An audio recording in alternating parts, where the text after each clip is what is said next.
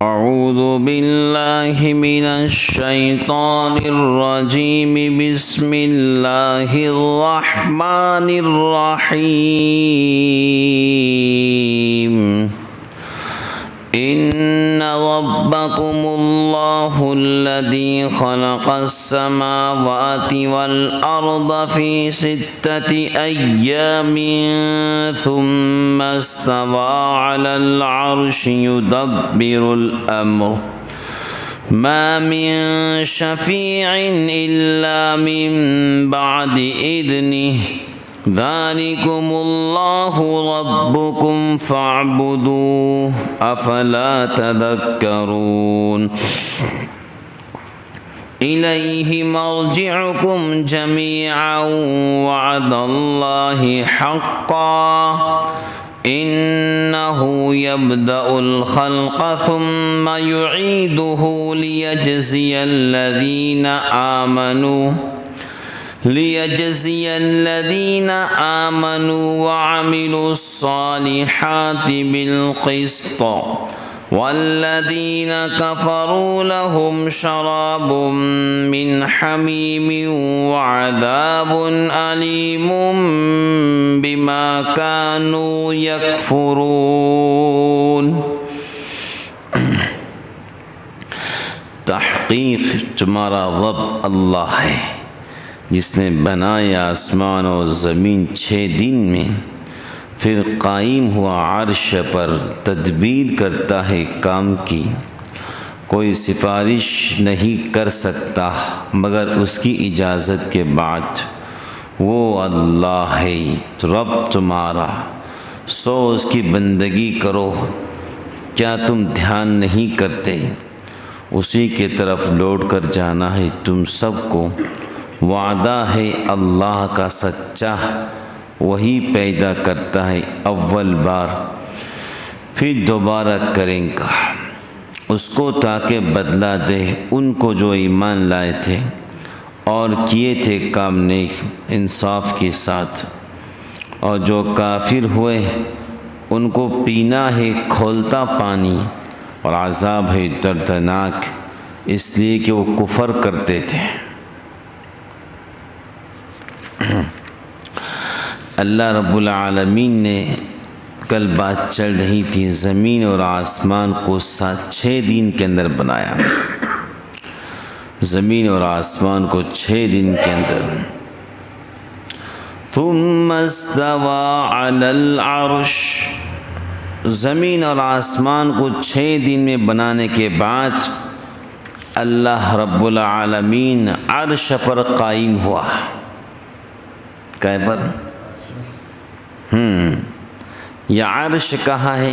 یہ 7ویں آسمان کے اوپر۔ کہاں ہے؟ 7ویں آسمان کے اوپر اللہ کا عرش ہے۔ اتنی بات قرآن و حدیث سے ثابت ہے کہ عرش الرحمن کوئی ایسی مخلوق ہے جو تمام آسمان و زمین اور تمام کائنات عالم پر محیط ہے۔ بات سمجھ گئے؟ سارا جہاں اس کے اندر سمایا ہوا ہے۔ عرش جس پر اللہ رب العالمین قائم ہوئے، سارا عالم، سارا جہاں اس کے اندر سمایا ہوا ہے۔ اس سے زائد اس کی حقیقت کا معلوم کرنا انسان کی بس کی بات نہیں۔ جو انسان اپنے سائنس کی ترقی کے زمانے میں صرف نیچے کے سیاروں تک پہنچنے کی تیاری میں ہے، سائنس دنیا، اور جب وہ نیچے کے سیاروں پر پہنچے تو ان ستاروں سے بھی اور اوپر ستارے ہیں، ان ستاروں سے بھی اوپر اور ستارے ہیں، ایسے ہیں کہ جن کی شعاعیں آپ تک زمین پر بھی نہیں پڑی ہیں، جن کی شعاعیں روشنی آپ تک زمین پر نہیں پڑی ہیں۔ حالانکہ شعاع نوری کی حرکت 1 منٹ میں لاکھوں میل بتائی جاتی ہے، اس کی روشنی کی حرکت 1 منٹ میں لاکھوں میل۔ جب سیاروں اور ستاروں تک انسان کی رسائی کا یہ حال ہے تو آسمان جو ان سب ستاروں سیاروں سے اوپر ہے، اس کا یہ مسکین انسان کیا حال معلوم کر سکتا ہے؟ بھئی انسان تو مسکین ہے، کیا ہے بولو؟ انسان تو مسکین ہے۔ واللہ الغنی وانتم الفقراء، صرف اللہ کی ذات غنی ہے، تم سب فقیر ہو۔ تم سب سے مراد ہم سب فقیر، پوری کائنات فقیر۔ واللہ القوی ونحن الضعفاء، صرف اللہ کی ذات طاقتور ہے، ہم سب کمزور ہیں۔ بات سمجھ گئے؟ تو یہ مسکین انسان جب ستاروں تک پہنچ نہیں پا رہا ہے تو وہاں تک کہاں پہنچ پائے گا؟ بات سمجھ گئے نا؟ پھر جو 7 آسمان سے بھی اوپر اور سب پر حاوی اور محیط عرش الرحمن ہے، اس کی حقیقت تک انسان کے رسائی معلوم نہیں ہو سکتی ہے۔ بس سمجھ گئے نا؟ سائنس کہتی ہے جو ستارے ہیں اس سے اوپر بھی اور ستارے ہیں، ہم نے تمام آلات لگا کر دیکھے، مشینیں، تو مشینوں کے اندر بھی ان کی جسامت اور ان کی جو ہے روشنائی مکمل معلوم نہیں ہو سک رہی ہے۔ بس ہم خیال سے کہہ سکتے ہیں کہ اوپر بھی اور ستارے ہیں۔ تو یہ مسکین انسان، یہ غریب انسان جب ستاروں تک بھی رسائی حاصل نہیں کر سکتا تو عرش الرحمن جو پورے عالم کو اپنے اندر سمایا ہوا ہے اور جو 7ویں آسمان پر ہے، وہاں تک یہ مسکین انسان کے رسائی حشر تک بھی نہیں ہو سکتی ہے۔ بات سمجھ گئے؟ اس لیے حدیث شریف میں آتا ہے 7 بندے ایسے ہوں گے جن کو حشر کے میدان میں عرش الرحمن کا سایہ ملے گا، جہاں پر کوئی سایہ نہیں ہوگا۔ اب انسان سوچتا عرش الرحمن کتنا بڑا ہے، اب 7 قسم کے بندے ہیں مختلف، اب وہ لاکھوں کروڑوں بن سکتے ہیں۔ تو اب یہ بات سمجھ میں آ گئی کہ عرش الرحمن زمین و آسمان کو اپنے اندر سمایا ہوا ہے۔ جب ہم ایک آسمان کے نیچے رہتے ہیں، لاکھوں کروڑوں ہاں لوگ، بولو بھائی، لاکھوں کروڑوں ہاں لوگ، اربوں لوگ ایک آسمان کے نیچے رہ سکتے ہیں، تو پھر کروڑوں ہاں لوگ جو 7 قسم کے حدیث میں بتلائے گئے ہیں وہ عرش الرحمن کے سائے کے اندر بحفاظت اور عافیت کے ساتھ میں رہ سکتے ہیں۔ حشر میں کوئی سایہ نہیں ہوگا عرش الرحمن کے سائے کے علاوہ۔ بس سمجھ گئے؟ باقی سورج تو سر پر ہوگا، سورج سر پر ہوگا۔ حدیث پاک میں آتا ہے کہ انسانیت اپنے پسینے میں ڈوب جائیں گی۔ بولو کیا ہو جائیں گی؟ بہرحال اللہ تعالیٰ خیر فرمائے۔ وما يعلم تأويله إلا الله والراسخون في العلم يقولون آمنا به، یعنی ان کو سوائے خدا تعالیٰ کے کوئی نہیں جانتا، بے اللہ کے علاوہ کوئی جانتا نہیں ہے، اور مضبوط اور صحیح علم والے اس پر ایمان لانے کا اقرار کرتے ہیں مگر اس کی حقیقت جاننے کی فکر میں نہیں پڑتے۔ بھئی ہم نے حقیقت جاننے کی فکر میں نہیں پڑنا، کتنا بڑا ہے کیا بڑا ہے، بس ہم نے اللہ کی قدرت پر ایمان لانا۔ بات سمجھ گئے نا؟ اللہ کی قدرت عالی پر ایمان لانا۔ اور اللہ تعالیٰ، حق تعالیٰ کی نسبت کس مکان یا جہت کے طرف کی گئی، یا جن میں حق تعالیٰ کے اعضاء، ید، وجہ، ساق وغیرہ کے الفاظ قرآن میں وارد ہوئے، عقیدہ جمہور علماء امت کا یہ ہے اس بات پر ایمان لایا جائے یہ کلمات اپنی جگہ پر حق ہیں اور ان سے جو مراد حق تعالیٰ کی ہے وہ صحیح ہے، اور اس کی کیفیت و حقیقت کے جاننے کی فکر کو اپنے عقل سے بالاتر ہونے کی بنا پر چھوڑ دیا جائے۔ بھائی اللہ تعالیٰ کس سمت کی طرف ہے، اس میں پڑھنے کی ضرورت؟ اللہ تعالیٰ جسم کے ساتھ میں ہے، اس میں پڑھنے کی ضرورت؟ حضور پاک علیہ السلام نے کہا وہ تو نور ہے۔ کیا ہے؟ نور علی نور۔ بھائی اللہ رب العالمین جسم سے پاک و صاف ہے، سیدھی سی بات ہے۔ جیسا ہم لوگ جسم کے ساتھ میں ہیں، گھر میں رہتے ہیں، ہمارا مستقل ایک مکان ہے۔ بھائی کسی انسان نے اپنا مکان بنایا تو اس کا مستقل مکان ہوتا ہے، وہ اسی میں رہتا ہے۔ اللہ رب العالمین کے ذات ایسے نہیں ہے۔ بات سمجھ گئے؟ اللہ رب العالمین ہر جگہ موجود ہے۔ وَهُوَ مَعَكُمْ أَيْنَمَا كُنْتُمْ، تم جہاں بھی ہو اللہ تمہارے ساتھ ہے۔ تم چار ہو، تین ہو، چوتھے اللہ تعالیٰ ہے۔ تم چار ہو، پانچویں اللہ تعالیٰ، تم پانچ ہو، چھٹے اللہ تعالیٰ۔ یہ قرآن کریم کہہ رہا ہے۔ بات سمجھ گئے نا؟ تو اللہ رب العالمین کا چہرہ کدھر؟ فَأَيْنَمَا تُوَلُّوا فَثَمَّ وَجْهُ اللَّهِ، جدھر دیکھو اللہ کی سمت موجود ہے۔ بات سمجھ گئے؟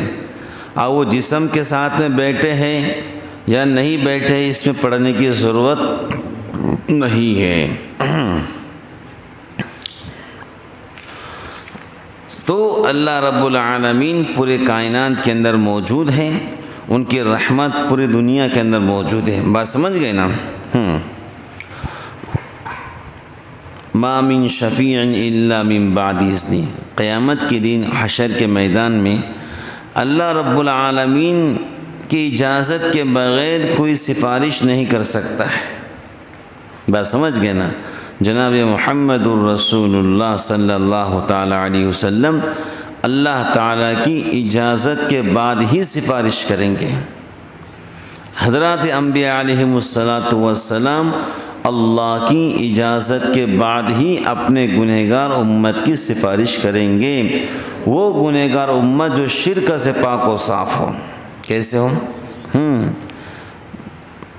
جو شرک والی قوم ہوں گی تو انبیاء علیہم السلام ان کی سفارش اللہ کے سامنے نہیں کریں گے۔ شرک سے پاک و صاف، زندگی شرک سے پاک و صاف ہونا ضروری ہے۔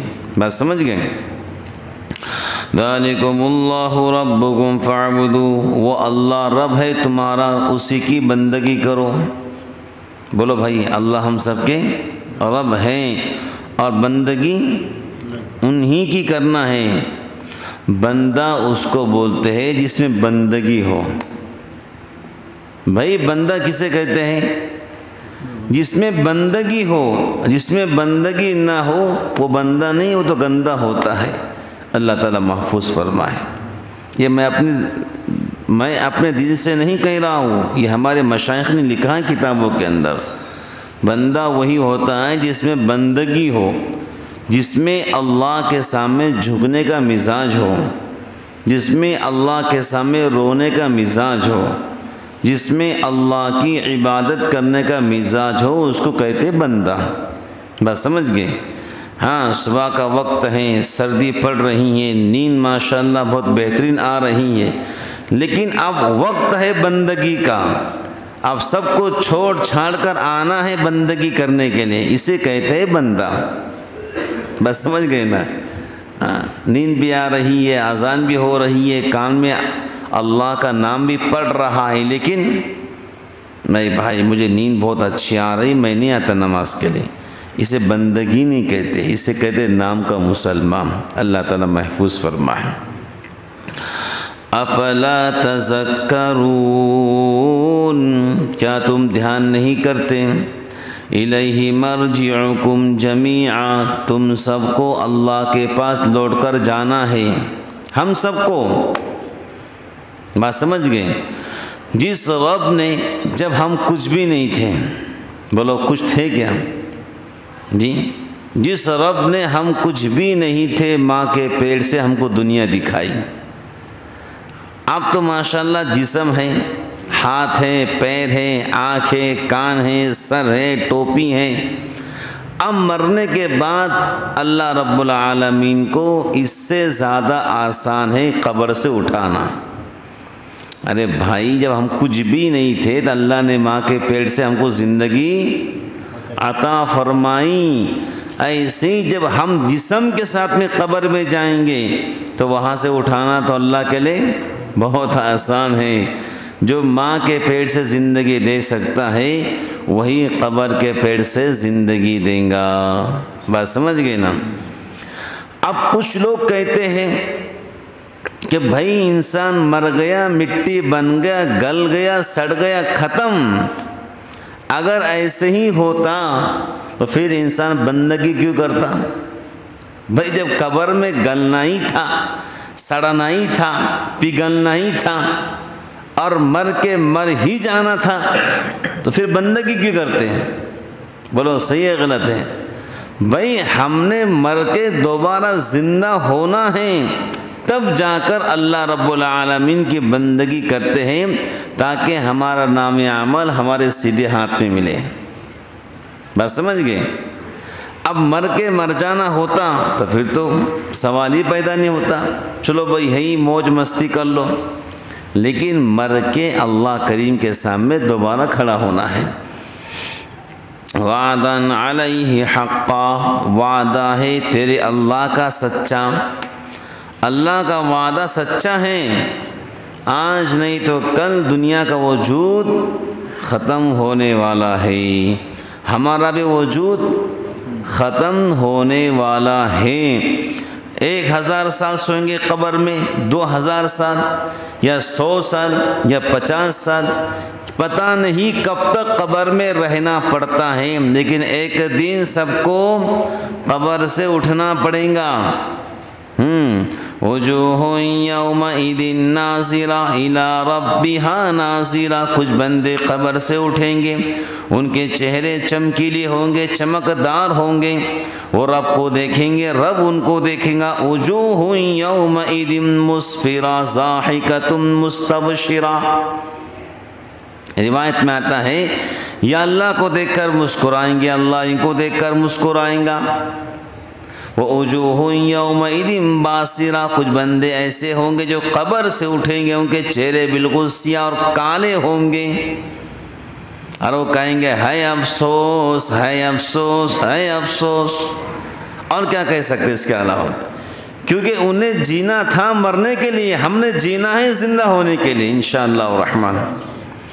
إِنَّهُ يَبْدَأُ الْخَلْقَ ثُمَّ يُعِيدُهُ لِيَجْزِيَ الَّذِينَ آمَنُوا وَعَمِلُوا الصَّالِحَاتِ بِالْقِسْطِ۔ دیکھو اللہ فرما رہے ہیں وہی پیدا کرتا ہے اول بار، پھر دوبارہ کرے گا اس کو تاکہ بدلہ دے ان کو جو ایمان لائے تھے۔